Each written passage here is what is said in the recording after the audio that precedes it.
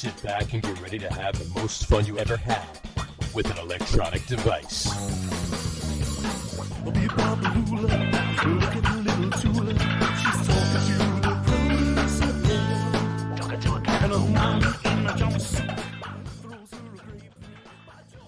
right, everybody, welcome out to the Get On With It Sports Show. It is Wednesday, May the 17th, 2023. Jersey Johnny coming at you. With me, as always, is none other than Mr. RadioPete and Mr. Harry Lug Nutz.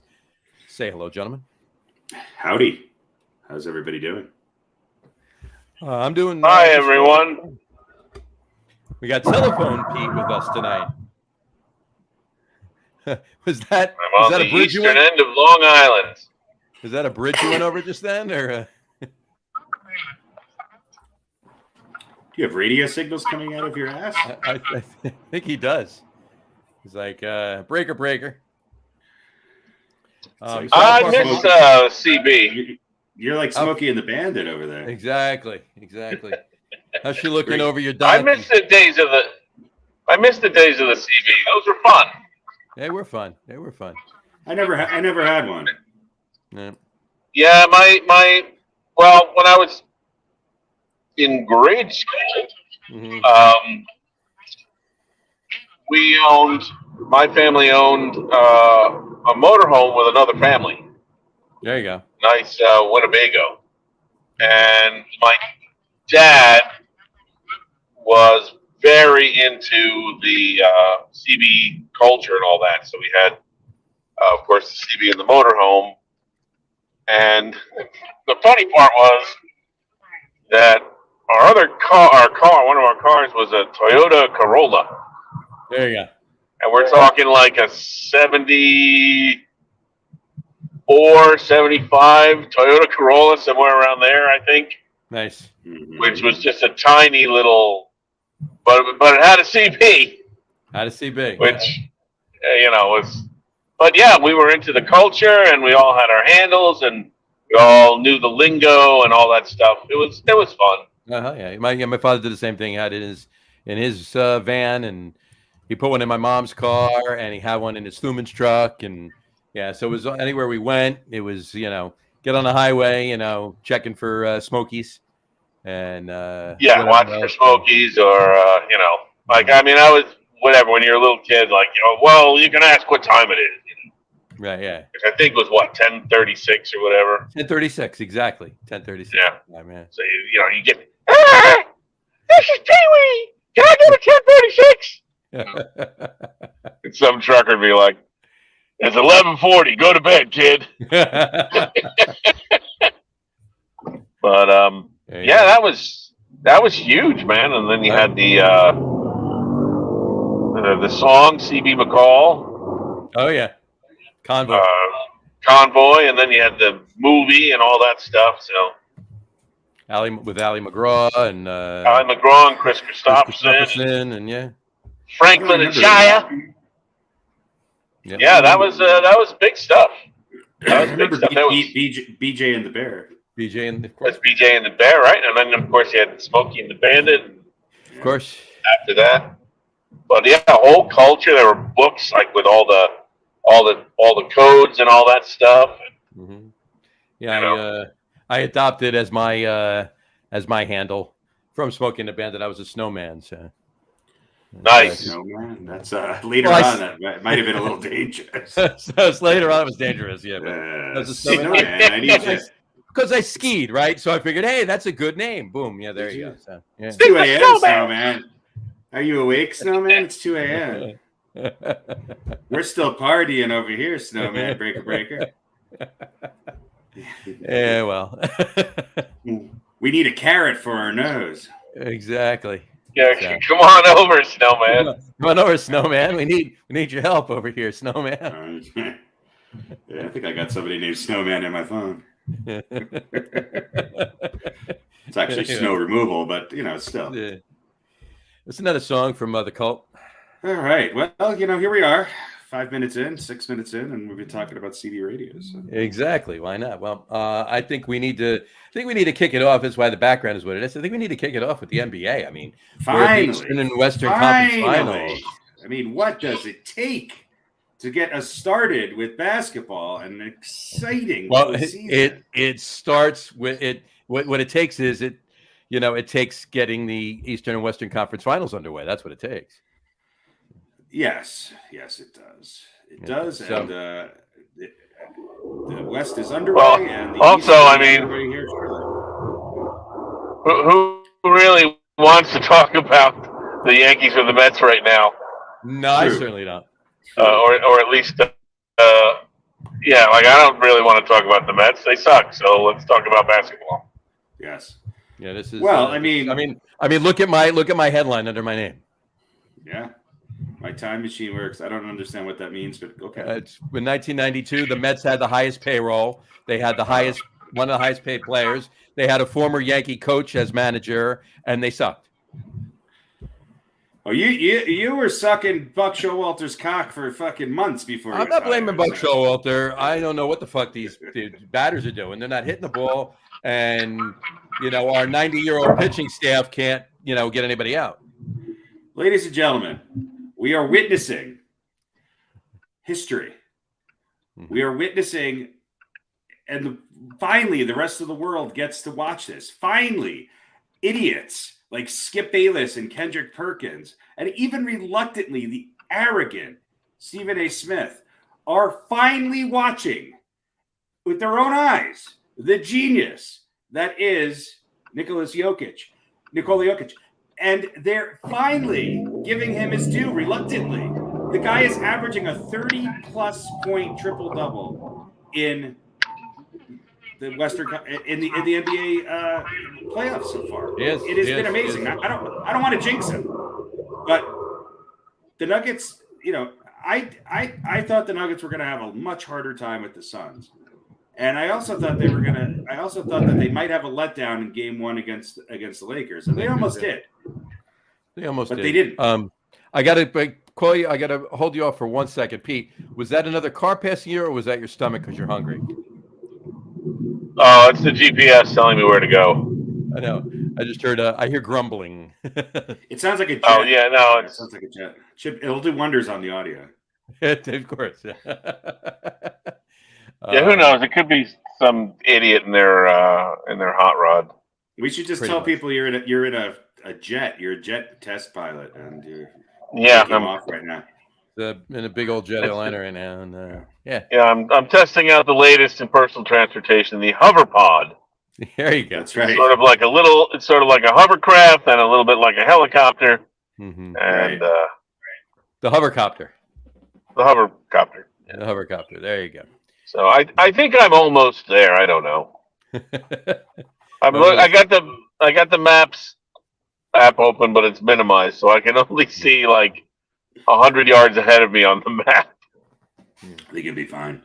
I think you'll be fine. Well, Harry, to your point, I got to tell you, I'm thinking, and you might not want me to say this to put a damper on things and possibly screw don't things jinx up, it. but, Don't send any of your Mets jinx this way. All right. Well, look, the link. Oh my God! What the hell was that? This is not going well. This is not going well because all I hear is the road. So that's a GPS. We literally sound like you're holding your phone outside the window of the car. It's all right. It's first-hand experience. There you go.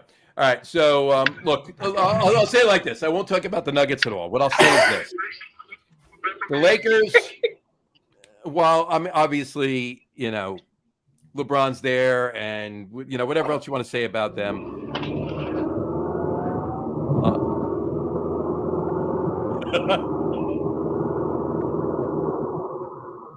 That's what we're talking about. That sound, whatever that was, just then. I don't know. I didn't hear anything. Your phone speakers, it's so compressed that it's picking up all the road noise. Oh, you know what it is? I'm using the. It's hooked up to a Bluetooth, which is plugged into the audio system. There you go. Yeah, because all we're hearing is like a plane taking off every 30 seconds. Really? That's what it sounds like. Yeah. All right. Well, let me try. Hang on. All right. While Pete's doing that, Well, Pete's doing that. Yeah. What I was going to say is, Nice. the Lakers are playing, above their. I think personally above where they should be playing.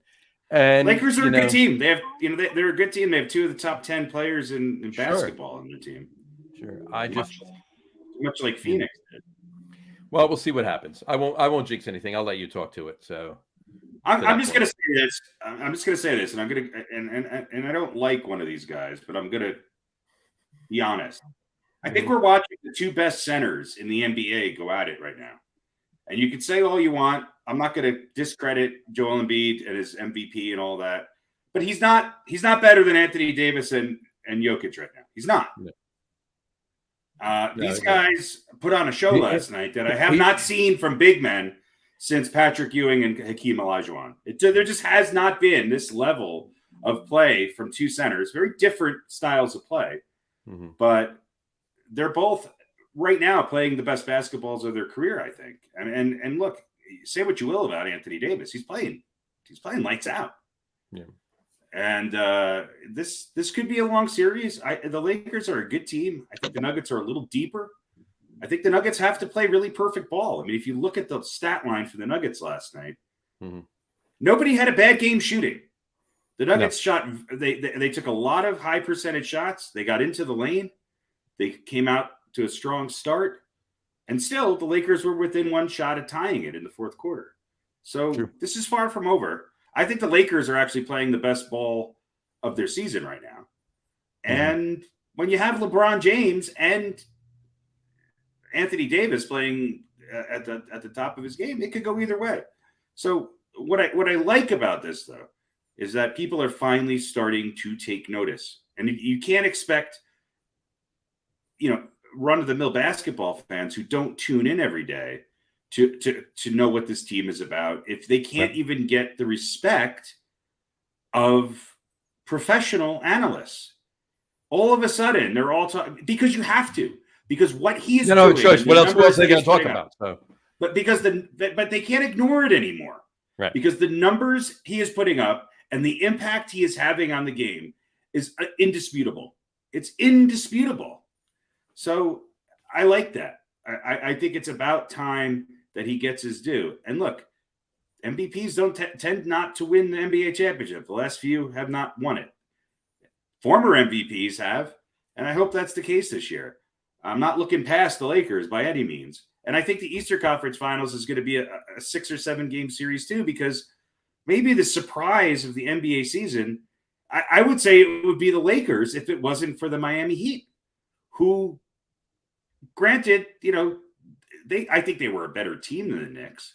But to get to the Knicks and to get to that point, they had to go through some really tough competition. They were in the play-in tournament, as were the Lakers. So this is compelling. This is compelling basketball. And I'm not sure the last time we've seen teams that were that were part of the play-in tournament make it this deep into the playoffs. And while I think Boston is a heavy favorite, I wouldn't be surprised if the Heat won that series. Would you? I would not be surprised if the Heat won the series. I think they are going to win the series, to be honest with you. Okay. Well, there you go. I think Boston.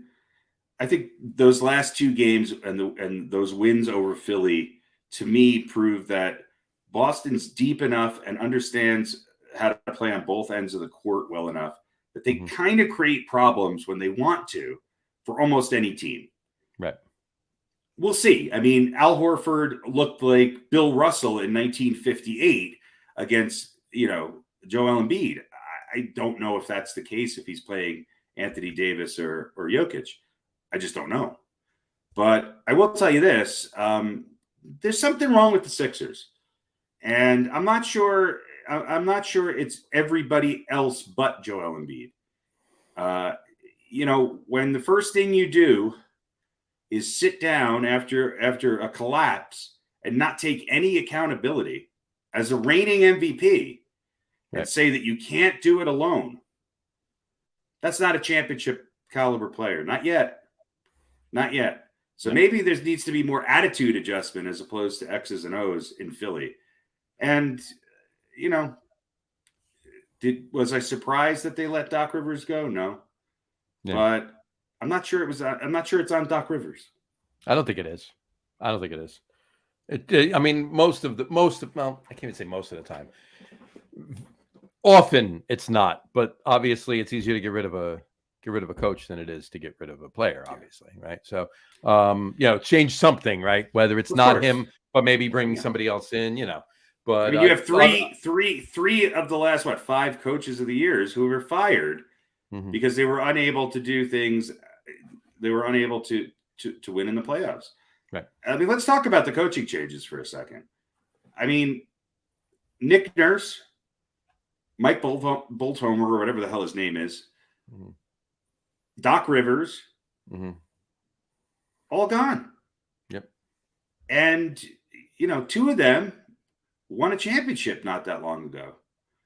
So I think in Milwaukee, it surprised me a lot. In Phoenix, obviously, I forgot to mention, that coaching change, but that doesn't really surprise me that much. But you're talking 3 of those guys have won Coach of the Years. 2 of them have won NBA championships within the last 5-6 years. Right. I don't understand who they think is going to come in. They think Mike D'Antoni is going to change the culture of the 76ers, or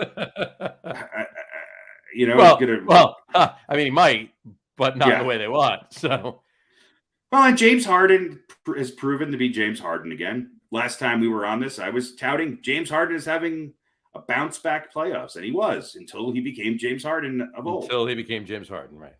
Or the old James Harden. And now he wants to opt out of his contract, and he's looking for a max 4-year deal. I mean, is he that tight with Morey that he's going to get that? I mean, I just don't know what else to say. I mean, I think Tyrese Maxey. Look, I watched a regular season game towards the end of the year where Tyrese Maxey came in and torched the Denver Nuggets in Denver. Okay, so it's not like they Tobias Harris is a good player. It's not like they're lacking talent beyond Embiid and Harden. It's just that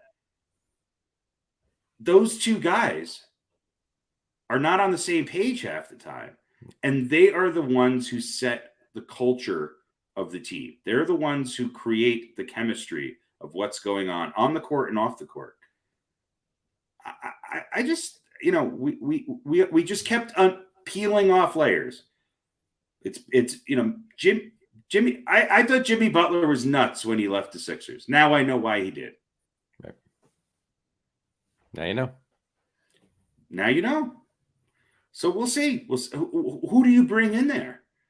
What is this? We're going to re-sign Harden to a max 4-year contract and bring in a coach that he wants? That would be stupid. I personally think that would be stupid.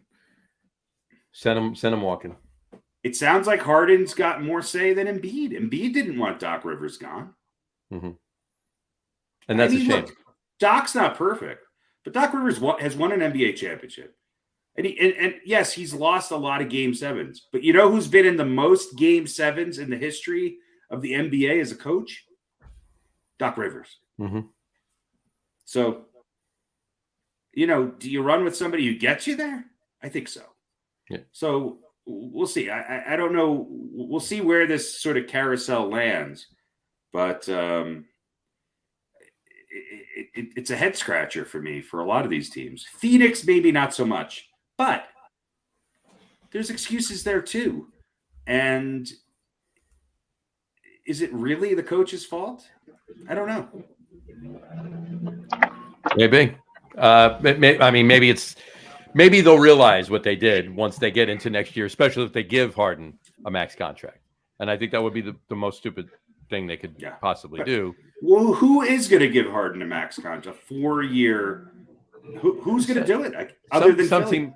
Some team will, though. Some desperate team. Who? I don't think they will. I think that ship has sailed. Pete's not happy tonight. What's that? Pete's not happy tonight. He's on, he's off, he's up, he's down. Yeah, sometimes it just doesn't work. All right. I don't know. I don't know. I don't know who the team is. I mean, you know what? I mean, if he does have the ear of ownership, maybe he gets that max contract in Philly. I think it's stupid. I think they need to. I think they need to bolster up with some younger players to support. You know, the core that's been there, and not James Harden. But yeah, hey, you know, I mean that's Well, a Knicks fan. Are you guys talking about? Are you talking about Doc Rivers? Yeah. yeah. And James Harden would have wanted to mix. We're talking about all of the coaching changes and how some of them, the firings have been pretty shocking a little bit, you know, especially in Milwaukee and Philly and Toronto. And I'll be honest, even in Phoenix, you know, who are you going to get? Who are you going to get? Unless you're just going to swap them, you know? Well, look, this is part of the players ruling the league, right? It's not the players' fault anymore, even though it's the players' fault because they have to go out and perform, and when they don't, and when the league MVP and the guy and James Harden, who basically won those couple games for Philly by putting up 40 plus, don't perform, the coach gets the blame. Now, you talk about Monty Williams and Nick Nurse, who won with Toronto a few years ago, or whatever. That's the way it goes. And I have to say though, in the case of Doc Rivers, this firing, I don't know. How do you? I think it's more justified than maybe any of the others because there's a track record here with Doc Rivers of blowing 3-1 leads in playoff series, and he just hasn't had a lot of success in the playoffs. And again, the players have to perform. But if you say, well, it's not the coach's fault because the players didn't perform, well, then it's never really the coach's fault. Right. You know, but in Doc Rivers' defense, how many championships does Monty Williams have?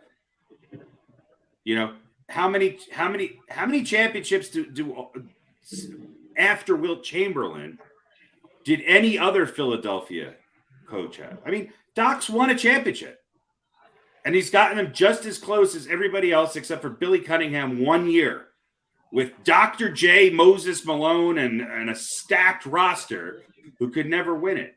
So I get it.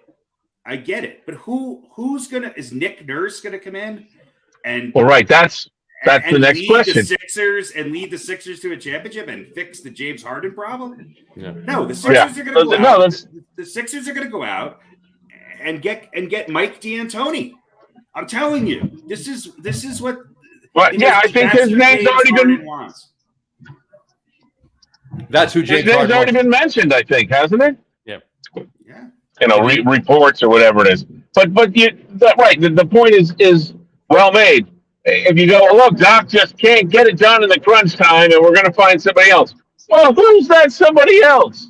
Right. That isn't already. Who exactly is it? Yeah. Greg Popovich is finally has the number one draft pick again. He's not leaving San Antonio to go to Philly. Yeah. Yeah. I don't know what the answer is. And maybe we're just thinking wrong. Maybe the coach doesn't matter. Maybe ownership is now convinced that the only thing the coach is there to do is to give the players what they want so that they actually show up and perform. I don't know. On that note of the draft picks you said before, Knicks aren't getting a first round this year because Dallas is protected. Right. Yeah.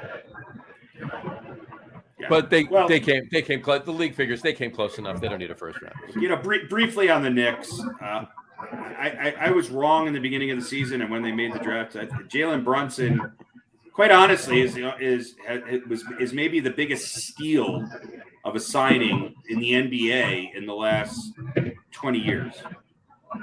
Everybody else on that Knicks team, and let's talk about draft picks and the horrible decisions that the Knicks have made over the past 15 years. No one else on that Knicks team. I don't care if they stay or not. You're not going to win with any of them.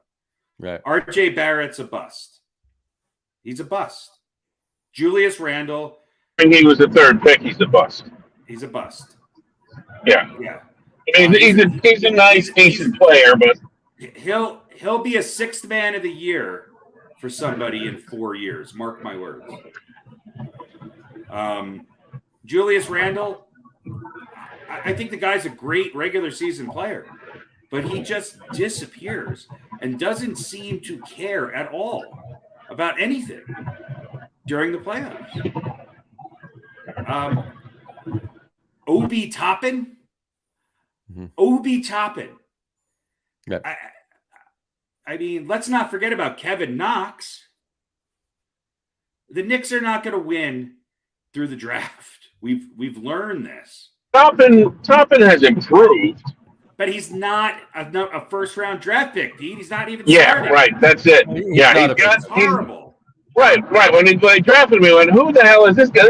He was like the modern version of who was he was a Chinese guy, Wang Zhuzhe.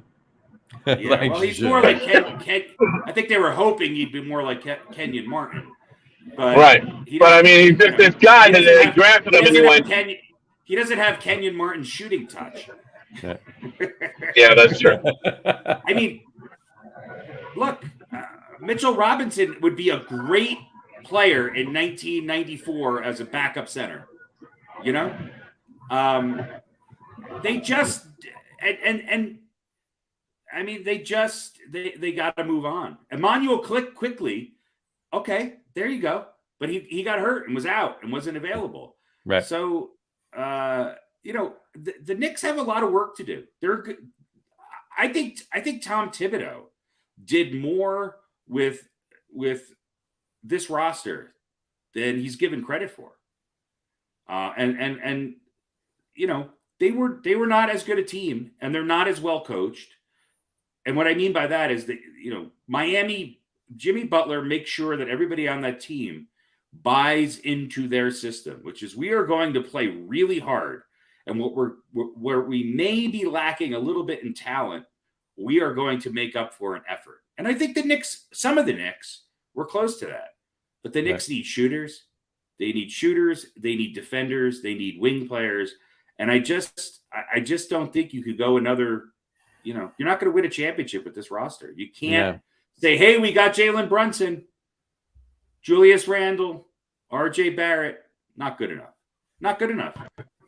Well, if they wind up getting Luka Doncic next year, then we'll see what they can get. But that would be Doncic would be an absolute horrible fit for the Knicks, especially if Tom Thibodeau is coach. I mean, and I'm not sure Doncic, unless he joins the Lakers or the Suns, is going to win a championship.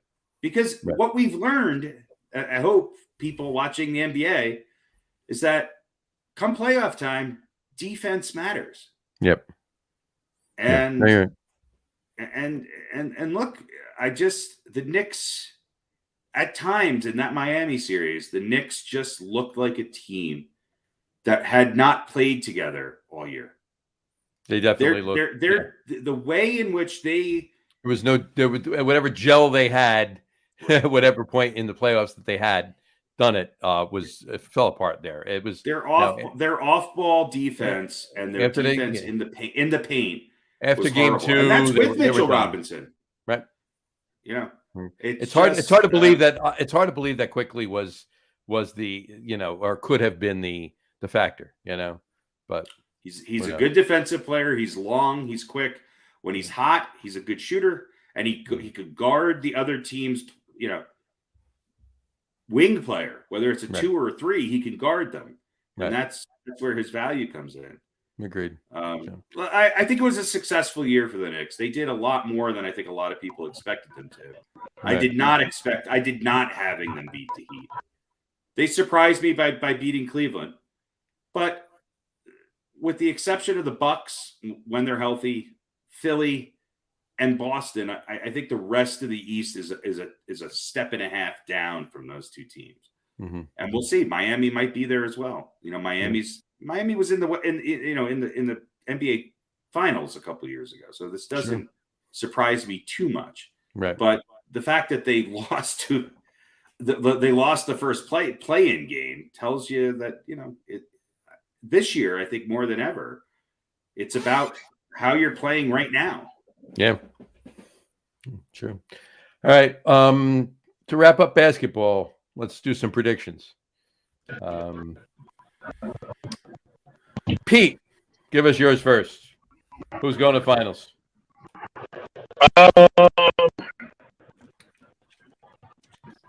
Man, The Hartford Whalers. you know what? I really love the story of the Heat. I can't hear it. You're saying. Yes. He said, "I really want to support." I'm dealing with mobile data here, so figure not to. I like the Heat. He likes the Heat. Story. I like the Heat. Heat. Okay. I like to get back to the finals. All right, and Wes. Watching the first half of that game one, I would have said, okay, maybe the Lakers have done all that they're going to do. They're not just won't win a game or two, but they might be overmatched. And then the rest of the game happened. So I'm going to stick with the Lakers. I said watch out for them. I agree with what you said before, Harry. We can consider ourselves fortunate to see these two centers facing off against each other. And definitely the Nuggets are deeper. Jokic is a monster. But, Are you getting any of this? We can't hear you. We can't hear me. You're like Well, in, out. Let me rephrase that. We can hear you, but you sound like a robot with Tourette's.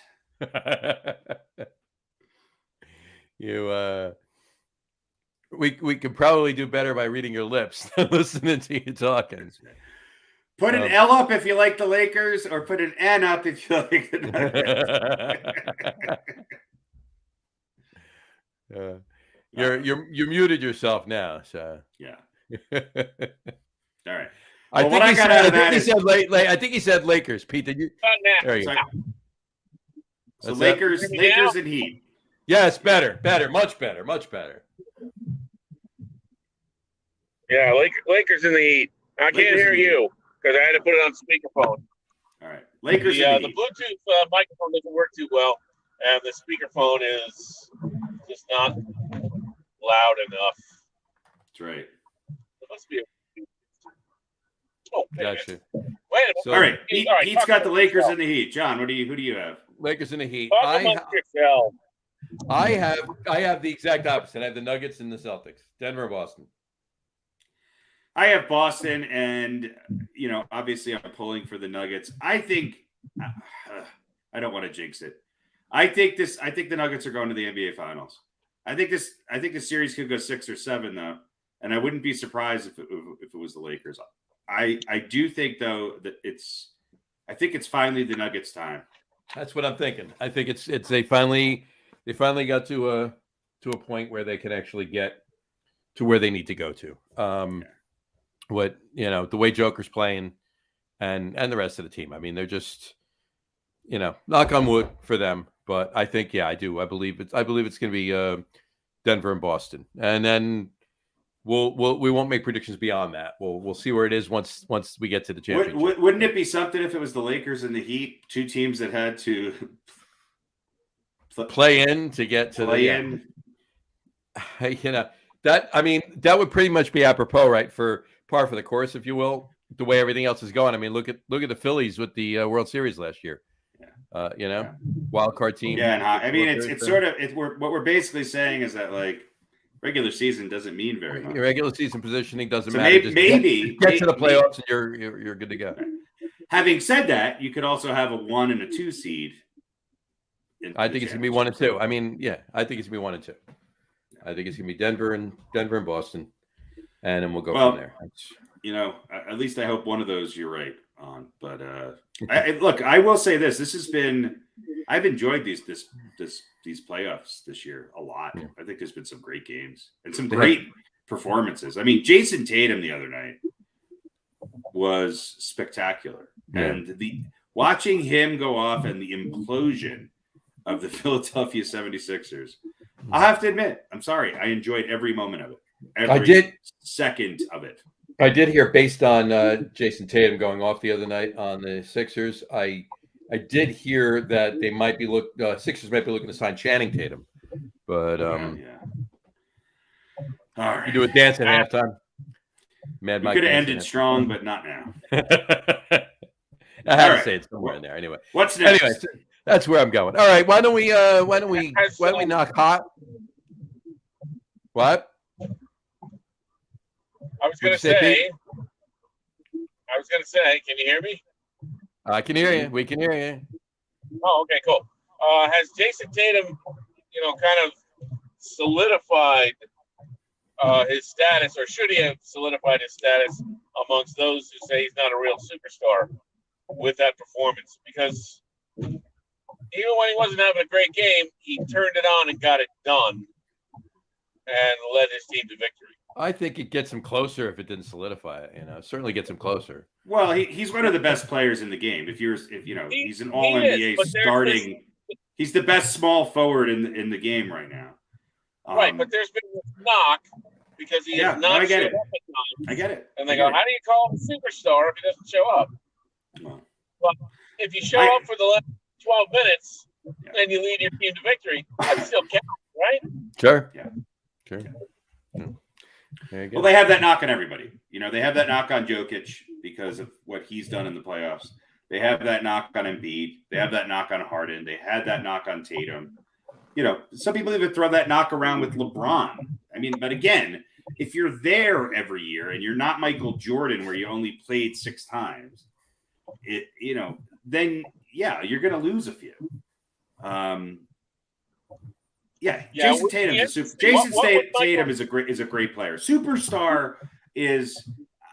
I'd like to reserve that term for the players who have won 3, 4, 5 championships and who have then I'll go with that. Jason Tatum to me, Nikola Jokic, Devin Booker, they're all great players who have not won anything yet, or even really showed up big in the NBA Finals. So Tatum has been there, but I think he's probably going to be there again, but we'll see. What I'm also seeing, though, is I'm seeing some players building upon some of their past, I don't want to say failures, but maybe disappointments in the postseason. And when you have better players around you and your team is healthy and those other support players are playing at the peak of their game, it's easier to be a superstar, right? Right. Yeah. That is true. So I think the Celtics are a great team on both sides of the ball. I think they're built for today's NBA. I think at times they can go a little cold from the outside, but most teams can, even the Golden State Warriors, as we just saw. But look, we have 2 teams in the West who do a lot of their scoring in the paint, even though the Nuggets do shoot, a lot of the 3-pointers. The Lakers and the Nuggets, there was a lot of action at the basket. And I also think that when you're looking at the Heat and Boston, they're 2 really good defensive teams who play team basketball, and they're off. Their team defense is bar none. So that's what wins you championships. So I think the 4 best teams in both conferences are 2 in each are playing. The reason why they're there is because they've really both stepped up. All of them have stepped up their defense in the postseason. Right. So we'll see. We'll see. All right. Let's chat about hockey for a minute. Let's do that. Oh, Canada. Sorry. Why are you sorry? Well, I mean, because again, there will not be a Canadian champion. Yeah. This is true. Who are you picking? Let's just jump right to. I mean, look, there've been the East. I think is, I don't know. I don't know. I think Florida is the best team in hockey right now. I think. Well, that's where I was going. I was like talking about the Panthers, but I'm like the way they just started playing, the way they just turned it on. How can you take it away from them? I mean, they're just it's stupid the way they're playing. And look, the Dallas beat a good Kraken team. They did. A team that was kind of came out of nowhere. I thought Seattle was having said that, I think Vegas is better. I think it's going to be Vegas and Florida. I do too. I thought Seattle was going to beat Dallas. I did. And I think they should have, to be honest with you. So yeah, I don't think Vegas is going to lose to Dallas. So yeah, I think it's going to be Florida Vegas. I do too. I think they're both going to be good series. It's going to be good series. I mean, the Carolina Florida series probably will go a little bit further than the Vegas Dallas series, but nobody's sweeping anybody. I think they might both go 7. Yeah, it's possible. So been a lot of game 7s in hockey this year. A lot of game 7s. There have been. Pete, thoughts on it? Yeah, it's more than any other sport. I think when it comes playoff time, right? A hot team and or a hot tender between the pipes can take you a long way, and Florida is that team this year. I think they're going to be in the finals. I agree with you guys. I think Vegas is a little bit better than Dallas. So yeah, I think it's going to be the Golden Knights against the Florida Dolphins. Is it? Yeah. Florida Man-Eaters. The Florida Weasels. I think Florida White Shoes. What is it? Florida White Shoes. Florida Johnson. Florida Johnson. There you go. Florida Panthers. Panthers. There we go. There you go. Although I think honestly, amongst the series remaining, Dallas and Vegas has a better chance of going 7, because I feel like both Florida and Carolina have the ability to just blitz you, and I think either one of these teams could put it away early. Although I tend to think it's going to be Florida, but I don't think a sweep. But I could see a 5-game series in the East. I'm thinking, honestly, a 6-game series in the West with Vegas winning, and a 7-game series in the East with Florida winning. That's what I'm thinking. Interesting. That's where I'm going with that. I don't call me silly. That's what I'm thinking. So I don't know. There you go. Depends on whether Paul Coffey comes back healthy or not. Did you say comes somewhere Paul Pot comes back in?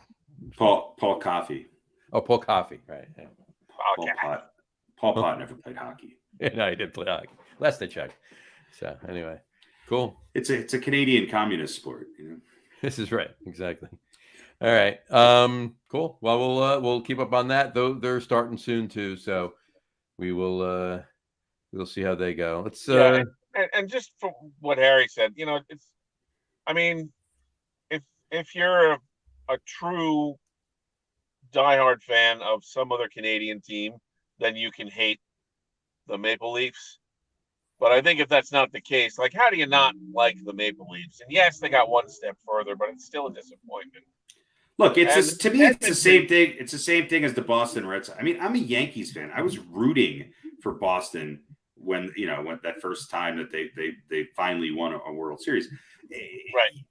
Same thing with Edmonton. I mean, who would imagine an Edmonton-Toronto finals? I mean, that would have been wonderful. Right. That's the thing. Like, Edmonton, don't you just want to watch those guys play? Well, and historically, I mean, I think that there was a time when the 2 best front offices in hockey were basically two teams that were in big cities but didn't have any. They were both playing in tin can arenas with some of the best players that have ever played the game, and that's the New York Islanders and the Edmonton Oilers. I mean, for 10 years, those two teams ruled hockey, and actually played each other. The Islanders beat Edmonton and Gretzky, and then Gretzky beat the Islanders, and they handed the torch off. They both had four-peats. Look, there's just a lot of history there, and maybe I'm nostalgic for it because I just remember that Edmonton Oilers logo and watching this team from I didn't know where putting on clinics of what hockey was. And look, yes, the Islanders are from New York, but it's like they may as well not be. They're like they've always been historically been a small market team in a big city, kind of tossed to the side. So yeah, I would love to see Toronto with the history of that. And it would be nice to see Montreal go deep again. But look, things change. And every one of these teams has tons of Czechs and Russians and Canadians playing on them. And so now they're playing in Florida and Carolina. 20 years from now, somebody's going to be reflecting back on the long run of the Anaheim Ducks and the dominance of the, Florida Panthers. Well, I mean, look at the four teams that are left.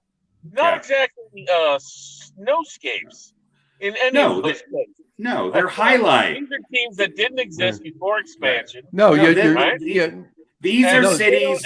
These are cities that should only have highlight teams. I mean, the Dallas Stars were the Minnesota North Stars. Vegas is an expansion team. Florida's an expansion team. Carolina was the Hartford, your beloved Hartford Whalers. So Florida, Carolina, Texas, and Vegas. These are and they're all expansion teams too. Minnesota and Hartford were as well. So there's no original six anywhere near these finals here. No, and again, none of them are from anywhere where it's particularly cold. I know they had some, freezing in Texas last year and stuff like that, but we know the climate is getting more extreme. But still, these are not your typical cold weather places, right? Which everybody grows up playing hockey because every pond is frozen after October 12th. Right. Yeah, but for 25 years, people from Boston and Montreal and New York and Vermont have been moving to Phoenix and North Carolina and South Carolina and Florida and Texas. So, with that comes, 2.5 generations now of people who grew up with that, who have passed that on and brought that culture somewhere else. So I get it. It's a bit of an old man kind of, what the hell's hockey doing? But I'll be honest. My heart is not with the NHL the way it once was. It's not really the product on the ice. It's just that I feel like the way in which the NFL distributes talent to these new expansion teams almost gives the expansion teams an advantage. Look at the history of it. Yeah, you're right. Look at what the Kraken did this year. Look at what Vegas did. They shovel a lot of talent that way. They shovel a lot of talent to these teams. Yeah. Although, you know what? It's probably by design too, because they want them to succeed right out of the gate so that they can get the fan base built up as quickly as possible so they can sustain it. I'm sure that's has to be something like that. Well, yeah, the NHL doesn't want a team to have to be in a new place and just basically, now things have changed from our time to the current time as far as contracts and all that in all sports. But I mean, it used to be really hard. You used to spend 8-10 years as an expansion team. Oh yeah, just trying to build up equity and get good. Yeah. So I understand why the NHL is doing it. You're right. It definitely gives them an advantage. It's great. It's great for a fan base. Look, a lot of these places, number one, a lot of them don't have, a long history of professional sports teams. Or even if they do, if you're bringing hockey there for the first time, the best way to get fans in the seats is to have a winning team. Sure. Yeah. Win. Exactly. That's so. Yeah. Well, the game one of the Eastern Conference Finals starts tomorrow, Florida and Carolina, and then game one of the West, Dallas and Vegas, starts Friday night. So, they're getting going. They're underway. Those conference finals are underway right about the same time as the NBA. So we'll have a lot more to talk about in the show 2 weeks from now when it comes. A lot of postseason going on. No reason to watch guys with sticky stuff on their hands. Right now. That's very true. Very true. Oh, and by the way, NHL, why don't you take a lesson from the NFL and not have your freaking draft like on the same night as a Game 7 or not right in the middle of the damn playoffs. I mean, silly. It's Good stupid. For the Blackhawks, though. Can't wait for the Blackhawks to be great again. There you go. Right. There you go. All right. They were great not that long ago. That's true. I know. With the sticky stuff comment by Harry, let's transition to sticky stuff. Briefly flip into the sticky stuff. All I want to say, other than that, once again, my time machine works. It's 1992 again. Did they have sticky stuff in 92? They had the sticky stuff in 92 is the Monica Lewinsky and Bill Clinton, wasn't it? This is very true, right? No, I think it was in 92 it was Jennifer Flowers. It was pre-Monica Lewinsky, right? In any event, Slick Willie was doing somebody else, not Monica at that point. But in any event, but again, good for him. Kudos. I mean, I won't go there. Anyway, his choice was. His choice was. Poor guy was working so hard. He had to eat pizza and get a blower at the same time. Exactly. Got to do what you got to do. You know. I'm not sure Bill Clinton never said she's not my type. No. I don't think that was part of it. Probably not. No. Well, I mean, obviously. So, but in any event, I digress. Sorry, Erin. Anyway. We'll leave that alone. All right. Digressing back to baseball. Other than the fact that the Mets are sucking eggs right now, and I don't even want to talk about them. A lot of parity going on not a lot, a little bit of parity going on in baseball right now. But I'll bring up something on the Yankees, but I just want to ask Harry his opinion on the whole Herman thing yesterday. Speaking of sticky stuff, it's my point. How dumb is Domingo Herman? And how bad of a coach is Aaron Boone? What the? I mean, I don't know what he had on his hands, but they said it was the stickiest hand they've ever seen. And this is after he's already been warned. He's on the watch list. Did they fly Phil Cuzzy in to check and see if it was sticky? His spin rate didn't even improve. So what are you doing? Why are you doing this? Could this be another case of clean hands and sweat and rosin like Scherzer was? Because Phil Cuzzy said it was the stickiest hands he's ever felt, and that was just sweat and rosin. Yeah, but my point in saying that is because his spin rate didn't improve, right? So neither did Scherzer. I don't know what it is. I don't know what it is, but here's one thing I'm going to tell you. It needs to change. My point being in my rant is that as dumb as Domingo Herman is, there's no way he would risk this at this point. There's just no way. You're right. I mean, it wasn't like he was trying to hide anything. It's just, there's rituals in baseball that you use. And a rosin bag has been there forever. Shit, pitchers used to grab the rosin bag in the batter's circle as they were running out to the mound sometimes. It's either he was really doing something really stupid, or this is just like your hand is sticky. So maybe we have the technology. Maybe instead of just randomly inspecting these pitchers, maybe we should see when there's a 50% increase in their spin rate, because they do track that, that then you go check their hand. Right. I don't know. Yeah. It seems ridiculous. It does seem ridiculous. And I said that when the whole thing went down with Scherzer a few weeks ago.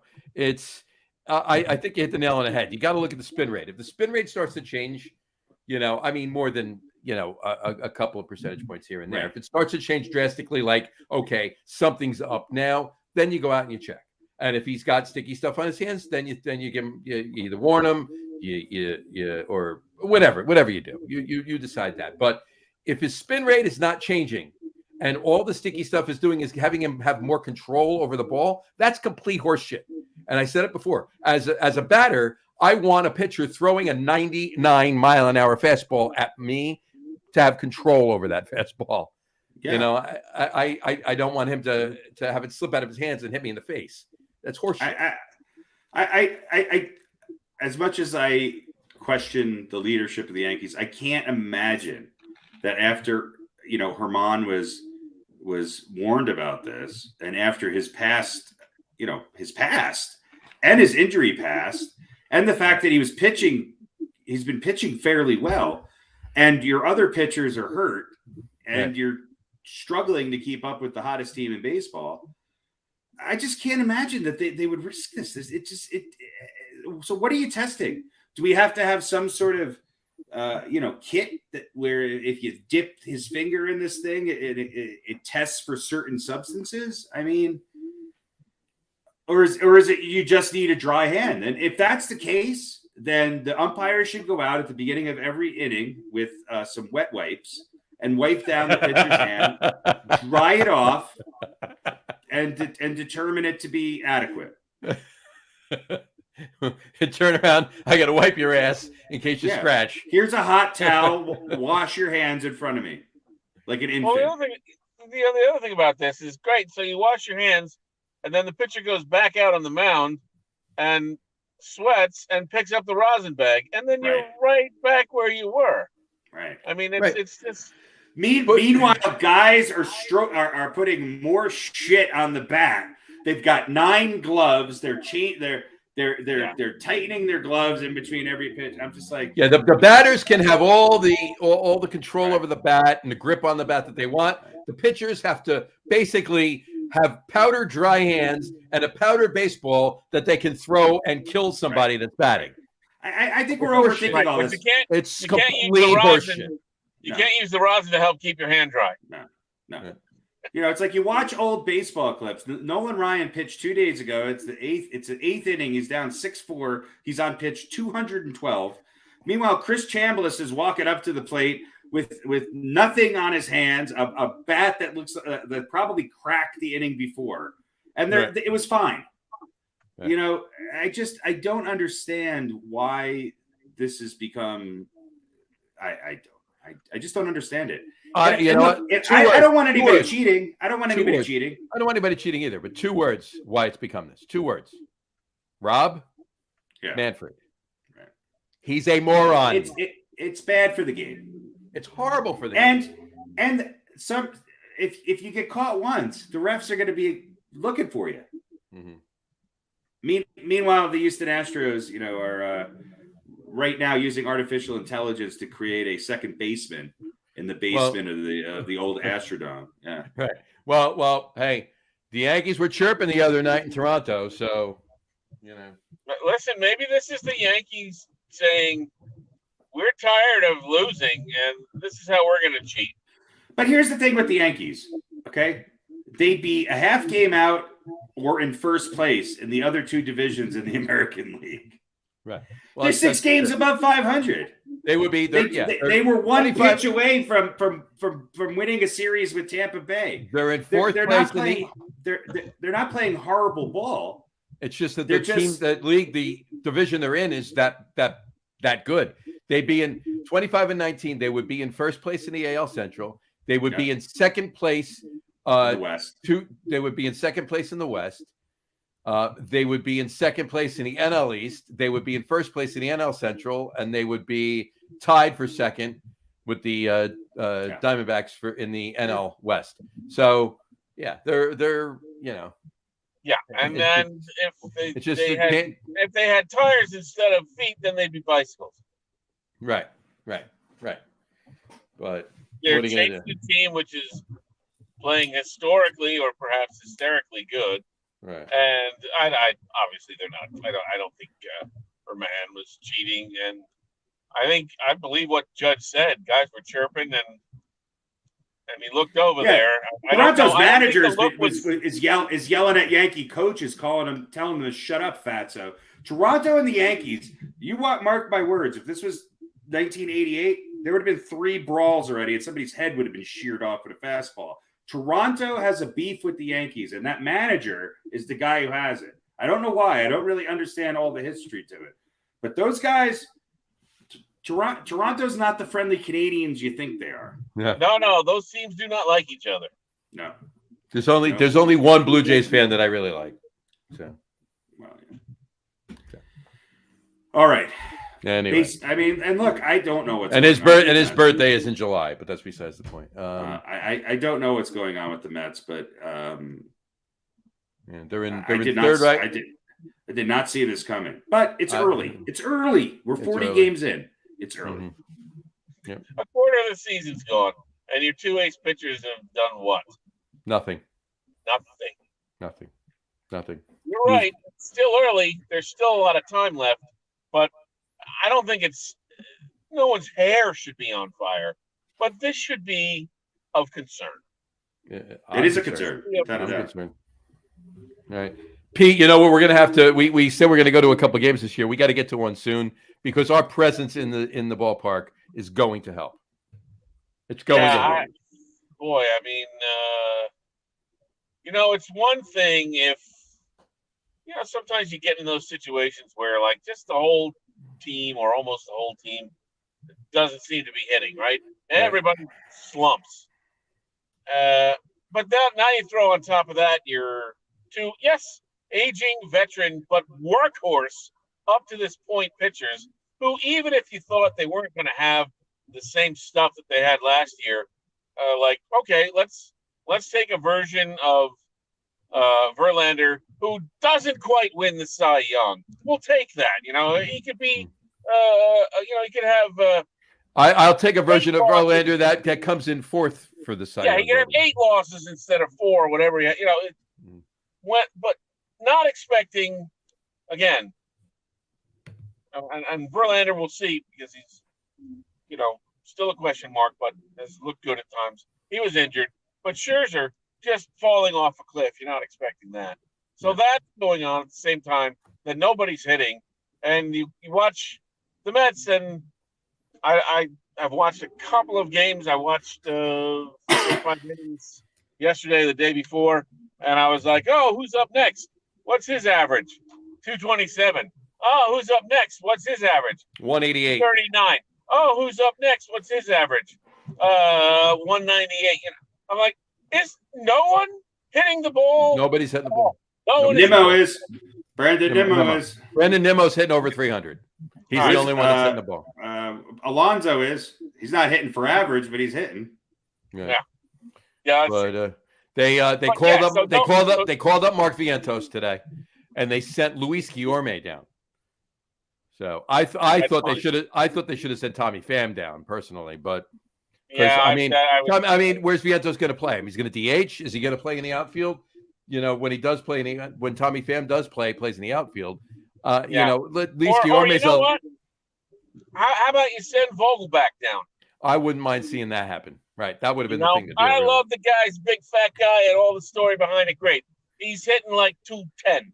Right, he ain't no Vogelback girl. Hey, can the Mets maybe just win a couple games in the next couple days? Just give a brother some help and win a couple games in the next couple days. That would be nice. Yeah. That would be very nice. How about win a series? Yeah, and how about win a series this month? And for the Yankees, it's like all of a sudden they can't hit either. It's like Cole is pitching a shutout into the 7th, but they can't hit. They can't score a run. Yeah, but so is the opposing pitcher. So that's the problem. Yeah. I know. Yeah. But that's what I just said. And not too many words.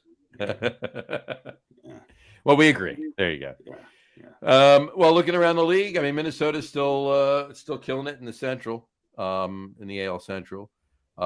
Texas, even with the DeGrom problems, they're still 3 games up on Houston.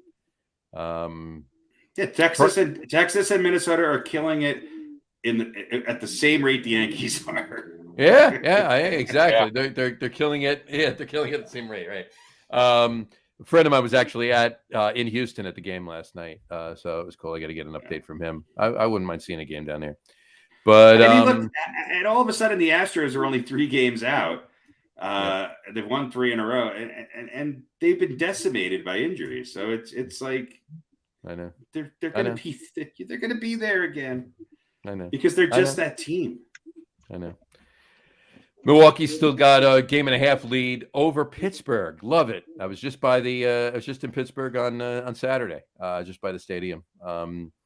But Pittsburgh's creeping up on Milwaukee. I'm loving to see Pittsburgh's in a slump right now. They've only won 3 out of their last 10 games. So right, 3 out of 3. Yeah, exactly. But the fact that they're right there. They were in first place. Briefly. But they're right there. They're right there. They're right there. In a horrible division. In a pretty shitty division, but in any event, I mean, Pittsburgh and Milwaukee are the only 2 over 500 in that entire division. So, but Dodgers holding a 3-game lead over the Diamondbacks in the West. Dodgers 8-2 in their last 10, and look, the Diamondbacks maybe the surprise of this year so far. Mm-hmm. Yeah. Could you imagine if the Diamondbacks win the West and the Pirates win the Central? Yeah, I mean, stranger things have happened. Well, no, but I can't say stranger. Strange things similar have happened. But I mean, if you look at all the teams that are in second place right now in every division, you got the Orioles, the Tigers, okay, the Astros, which is surprising for other reasons, the Marlins, the Pirates, and the Diamondbacks. Where were all of those teams last year? Bottom of the barrel. The Astros. Bottom of the barrel. Yep. So, just shows you what a year can do. There you go. That's right. Let's go Mets. All right, let's go Mets. Let's do it. All right, switch up to a little football. Not that there's much to talk about, but can I just say one? No, go ahead. Say one thing. Yeah, you could say whatever you want as long as we can hear you. Go back to baseball. No, I was just gonna say that there was a story. There was a story the other day about the ushers, and I think we talked about this a couple of weeks ago. You know, the A's are moving to Vegas, and they had a deal, and then there was some question about whether it was going to actually happen, and now apparently they actually are. This is going to be an ugly relationship until that stadium gets built and they move. And a lot of it, I think, is coming from the A's. There was a story about the ushers at athletics games, like hassling fans for where they were sitting. There's 80 people in the stadium. Sit wherever you want. And they're so desperate they had bring your dog to the game because they don't have. Do you know that I'm not making this up? In Oakland, they wanted to fill more seats, so they said you could bring your dog to the game. Yeah. Part of me wants to go to an Oakland A's game before the season's up. So I wouldn't mind. Talk about. I'll meet you. I'll come out to Denver and we'll go together. Trying to ingratiate yourself at least a little bit before you say goodbye. Mm-hmm. Yeah, I it's sad. I'm sad about the A's. It's just one of those teams. It just seems like I don't know. Who knows? I mean, it's not a good time to be a sports fan in Oakland. The Warriors are not technically there anymore. They've kind of moved on. The Raiders are gone. The A's are going to be gone. I mean, what are you going to do? Bring a hockey team into Oakland? Come on. Yeah. Watch. That'll be next. They'll bring a hockey team to play in the old A's stadium. If you're in Oakland, you got to move to Vegas. Yeah. You got to move to Vegas so you can see your teams play. I know. What a great city too, and what a great history of just blue collar sports fans, and just gone. I was searching for something to make sure. I didn't think I heard you mention it. Did you did see where they're going to actually build the stadium in Vegas? On top of the Rio. On top of the Rio, right? Yeah. It's actually going to be underneath the football stadium. No. No, it's right on the strip on the old Tropicana hotel site. It's right on the strip. It's going to be the baseball stadium. So What could go wrong there? what could go wrong there? Exactly. What could go wrong? I'm sure there'll be you walk into a casino, and if you go through the right door, you'll enter a baseball game. Exactly. You'll be like, what the hell is this? Oh, I have a hot dog though. Just make sure you're not on the Jumbotron with the hooker you just picked up in the lobby. Yeah, that would be bad. So what happens in Vegas gets broadcast on the MLB network. That's right. That's All right. right. Exactly. Yeah. So anyway, all right. A little football. I just wanted to say this. I want your opinion on this. NBC, Sunday Night Football, NBC to be exact, but NBC came out with their power rankings. For this year for the NFC and the AFC. Okay. And they did top 10. I'll read them off. I want your opinion on them. We'll do the NFC first. They have the Eagles at number 1. Whether you agree, disagree, whatever. Yeah, I mean, obviously. All right. They have the 49. They're the best team in the NFC last year, and they improved dramatically over the course of the offseason. They have the 49ers at number 2. Yeah, the 49ers may be without a quarterback again at number 2, always. Right. We'll see. They have the Lions at number 3. Yeah, no. They have the Cowboys at number 4. They have the Giants at number 5. Yeah. All right. The 6 through 10 I'll do quick. Seahawks at 6, Vikings at 7, Packers at 8, Falcons at 9, Saints at 10.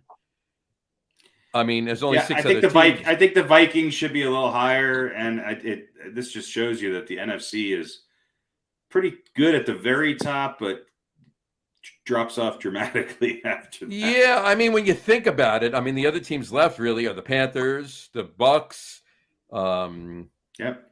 I was going to say the Redskins. I was going to say Commandos, Commanders. I think Washington's going to be better than Detroit. I do. I think the Rams, okay. The Rams, the Bears, and what's the other team? Are the Rams? Are we signing off on the Rams? Are the Rams just like done? Well, I guess it depends. I guess it depends on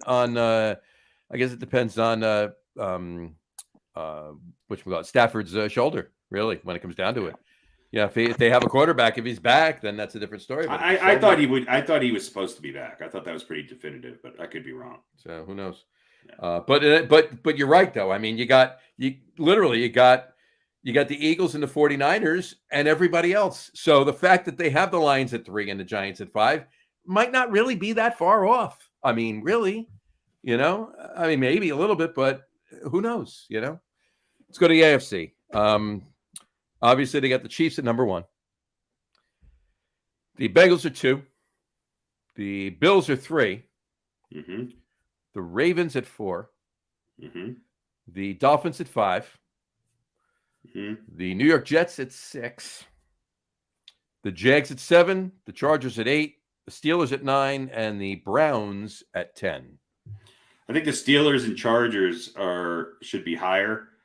I don't necessarily agree with where the Dolphins are at. Do you think the top 5 up until the Jets is about right? Mm-hmm. So you would put the Jets above the Dolphins with Rodgers? I think so. The Dolphins don't impress me. I just don't have a confidence with that team. Yeah. Gotcha. Very nice. And I think Pittsburgh and I think San Diego's a better team than the Dolphins. And maybe a better team than the Jets, but we'll see. We'll see. All right. Pete, any comments on either of those power rankings? Pete? I don't think he's there. I think he's converting from telephone Pete to radio Pete. To radio Pete. I see a ceiling fan and a chair. Computer Pete. I'm liking the view though. I mean, folks, if you're listening to the audio podcast, there he is. well, while we're waiting for Pete, I just want to read a couple of football headlines from The Onion. Please do. The Jets are impressed by how quickly Aaron Rodgers is complaining about the roster. And Bryce Young calls friends, family to let them know he's completely fucked.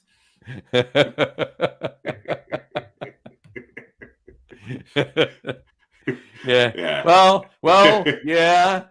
All right. Yeah. So there you go. Yeah. Awesome. All right.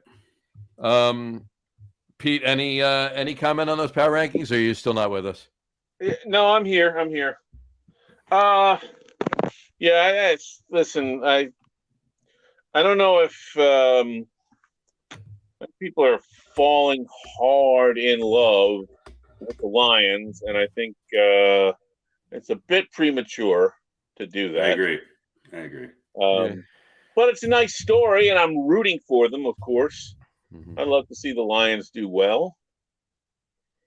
But there we go. All right, bring me on. Bring you on. So we'll have all up. Telephone Pete is gone. Hoi. Yeah, maybe the Giants are a little bit high, and Well, but you know what? I mean, San Francisco, just rank them wherever you want, right? It almost doesn't matter who plays quarterback. fair enough. Yeah, I'm looking at the ESPN power rankings, and this is overall, not by division. And they've got Kansas City and Cincinnati 1 and 2 respectively. They got the Eagles at number 3. They got the Bills at 4, the 49ers at 5, the Dolphins at 6, Dallas at 7, Baltimore 8. Okay, Chargers at 9. That sounds right. Here's where I start to things go off the rails. Jacksonville at 10. That's way too high. Seattle at 11. What am I missing with Seattle? Anyway, okay. Seattle because Geno, everybody's in love with Geno Smith now. He's the best thing since sliced bread. He's the winner of the. They're going to be the most disappointing team. They're going to be the most disappointing team. Of course, they got the Jets. They got the Jets at 12. The Lions at 13. The Vikings at 14. The Steelers at 15. The Patriots at 16, and the New York Giants at 17. Mm-hmm. So the Giants can be worse than the Patriots. All right, fair enough. With okay. You know what? I'm fine with that. I couldn't care less. Have at it. There's part of this that makes history shows that when nobody is picking the Giants to do well, they do well. When everybody's picking the Giants to do well, they got him in the top 20. I mean, where else do you want him? I mean, well, it's 17. They're not making the playoffs. So I think the Giants are better than Seattle. I do too. I think they're slightly better than Minnesota. I think they are too. I think they're slightly better than New England, but other than that, I don't think they're better than anybody else ahead of them. So I think they're on more of a level playing field with the Jags than given. I mean, that the Jags at what, 10 or 11? Yeah. So they got the Jags. That's what I just said. Yeah. I think they're better than the Jags, actually. Yeah. So they're 10, 11, 12, somewhere in there. Fair enough. That's about right. Well, that would make sense. I mean, if you look at the NFC and the NBC's power rankings, they have the Giants 5th out of the NFC. So if you got them at 10, 11, 12, it's almost in line with that if you alternate back and forth between the AFC and NFC. So right. But here's the one thing I think the Eagles have going for them over the Bengals and the Bills and the Chargers and the Dolphins. I think the Eagles are going to roll through the NFC East again. And they got better. I mean, look, the Eagles are a good team. They're a good team, and I hope Joe Burrow finally wins a championship, but it's going to be hard to get past Kansas City again. And I'm not buying this Seattle and Detroit, and they'll be fine, but they're not. Yeah, come on, stop. I know, stop. Yeah, Detroit could end up being a spoiler. Yeah. Well, they were last year for Green Bay, so look, they could do it again. Everything's working in their favor because Aaron Rodgers is out of Green Bay. So the Bears, the Lions, Minnesota, they should all be jumping up and down. But all of a sudden, Detroit's better than Minnesota? No. I don't know about that. No. I don't know about that either. Well, the way they played the last 6 games of the season, they were better than Minnesota. But I'm not so sure in that time span. So. Right. But I'm not so sure that Green Bay is going to drop off the face of the earth either. I don't know about that either. Yeah. So. You don't think Green Bay can't beat Chicago? Once split with Chicago, split with Detroit, and split. I think they can. I think everybody's going to split with everybody in that division. To be honest with you, that's what I think. Yeah. So everybody's going to win the home games. There's going to be a lot of It's going to be parity. 3-3. It's going to be 3-3 in that division. Everybody is. Yeah. They're going to be like the American League Central. And the Mediocrity. one team that wins one away game in the division Right. is the one that's going to win the division. Yep. That's it. Yep. So, but anyway, all right. Go New York Bay Packers. I like that. Yeah. Gotta They love are. it. Pete, are you changing your shirt, Pete? Are you? No, this webcam is I like how a piece of shit. Did you hear the my Onion article of my Onion headline of the week regarding your New York Jets? No, what was it? The Jets are impressed at how quickly Aaron Rodgers has become disappointed with the roster. Oh yeah, that sounds about right. Yeah, Did you- I don't know who else they're supposed to bring over. I mean, maybe. Well, do you see who His, offered his grandma, if she's still alive. Yeah. Did you see who offered his services to the Jets? If they want to sign him, he'll be more than happy to come in and play. And he was a wide receiver when he played before he retired, but Shannon Sharp. he'll be very willing to play tight end if they need him to. Bring him back in, and he'll catch passes from Aaron Rodgers. Brandon Marshall. Oh, good. Yeah. I haven't heard about him. Brandon Marshall seems normal now compared to some of these new receivers. A little bit, right? Right? Yeah. The steady presence of Brandon Marshall. Not such a bad guy after all. The solid rooting, grounding. That's right. The presence. solid veteran leadership of Brandon Marshall. Yeah, he's either going to play wide receiver for the Jets, or he's going to become John Morant's life coach. Yeah, well, he's kind of one or the other. So yeah, if Plexico Burris isn't available. Plexico Burris has been John Morant's life coach. Mm-hmm. That's been the problem. So right. That's right. Yeah. Paulie Gutierrez is going to be John Morant's life coach. Right. Exactly. This is how you do it the right way. Yeah. Right. Yeah. You don't. Well, it's better than his current life coach, Plexico Burris. Right. That's right. Exactly. You don't need a gun if you go to the Bing and you go in the back room. Exactly. That's all you need. Yeah. So, all right. Do we have an Are They For Real this week, Pete? No, I did not. I mean, no, not really. I don't have anything good. You got one? We could play the music. Well, we did. Are They For Real? We had great baseball one, and then at least two of the three teams that we were really said, oh yeah, they're for real. They sort of like went on a tank. Oh, maybe we're the sports or we're the Madden cover. We're the Madden cover of the Are They For Real? Sorry to you folks in Pittsburgh, but we said your team was for real. Yeah, they're still in second place, you know. No, they're still for real. They're still dipped a little in the standings, but that's fine. Yeah. They just need some sticky stuff. They'll be fine. A little sticky stuff, and they're good to go. Right? I was just out there on Saturday. Everything's gonna be fine now. So the only one I was thinking about, and I don't see how you could say they're not for real, would be Florida, in the sense that can they keep it going? Can they continue to play? I think they are without a doubt for real. Yeah. Yeah, they seem to be. Yeah, you're talking about the Marlins, right? Yes, of course. Yes. Yeah. The Florida. Yeah. Florida used to be Florida, now Miami Marlins. Was the Florida Heat is what he's talking about? Yeah. Florida Heat. I have a question though. In this, are there Panthers in Florida? No, they're not. Are there Panthers in North Carolina? No, there's none there either. I didn't think so. That there are. In a zoo, maybe. Yeah. So I bet there's Panthers in Florida. Why the Panthers? Are there Black Panthers indigenous to Charlotte, North Carolina? That's or for that, or something completely different. Panthers, that's Oakland. That's Oakland, right? Exactly.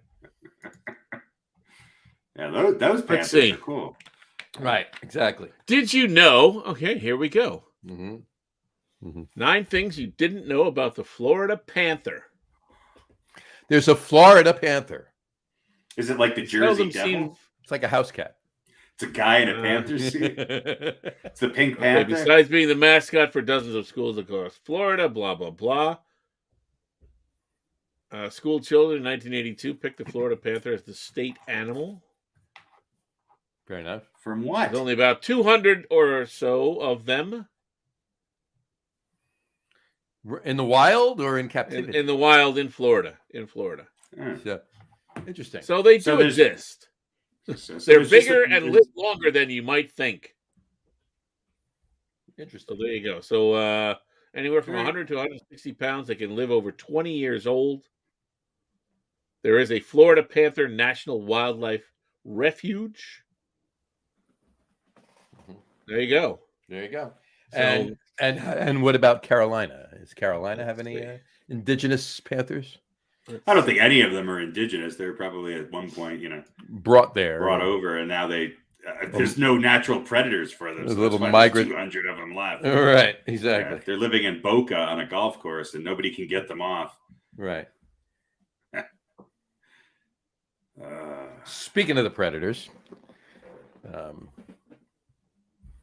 Nashville. Nashville. Yeah, I was just by the arena the other day or Are there last week. predators in Nashville? Well, there's predators in Nashville. Yeah, they play hockey. There's predators everywhere, unfortunately. So, Yeah. All right, anything there? Are we done? I think we are, but we got to wait on the Carolina Panther is another term for the Cougar Felis concolor cougar, Ooh, but more there you go. recently as Puma concolor cougar, the cautious Not and to be intelligent Not Carolina not to be, Panther. right. Not to be confused with the Cougar Chardonnays. Right. Right. Cougar Panther, once prevalent in North Carolina, is now considered extinct in the wild. There's your clip for the week, John. There's your clip for the way. The Carolina Panther has been officially declared extinct. Yes. The Cougar Chardonnays, though, is always out, usually around 4 p.m. on Friday evenings. With the fresh pedicure. Fresh pedicures, some tight spandex, and That's right. And Happy on the hours prowl. across. They could be seen throughout happy hours across North America. Cougar Chardonnays. there you go. Cougar Chardonnays. All right, so Florida, yes. Carolina, no. Mhm. All right. All right. Well, there you Cool. go. Well, there you go. Well, there you have it. All right. I think that's it for today. What do you think? Oh I yeah, think so, I hope yeah. so. We gotta Yeah, cut this right. one off at the knees. There we go. We'll wrap the show up for today on that note. We want to thank everybody for watching. For those of you just listening to the audio podcast, thank you for listening. Don't forget to visit our website, www.getonwithitpodcast.com. That's getonwithitpodcast.com. And please remember, like us and follow us on all of our social media, Facebook, Twitter, and Instagram. Just search for the Get On With It podcast. And of course, all of our shows are available on YouTube as well on the Logger Room channel. Remember, we go live with the video podcast on both Facebook and YouTube every Wednesday night around 7:30 p.m. Eastern time. And for those of you who just want to listen to it was actually. And for those of you who just want to listen to the audio podcast, you can do so on Apple Podcasts, Spotify, TuneIn, Stitcher, Google Podcasts, Amazon Music Podcast, and iHeartRadio as well. And if you haven't done so already, please subscribe to one or more of those feeds and you will never miss a show. Again, thanks for following along with us. Have a great rest of your week. Have a wonderful weekend. Check out all that's going on with the Eastern Conference and Western Conference finals in both the NBA and the NHL. Watch the Mets and the Yankees suck wind, and we will talk to you next week, folks. Take care. Cheers. Let's go, Mets. Let's go, Mets. Let's go, Mets. Meh.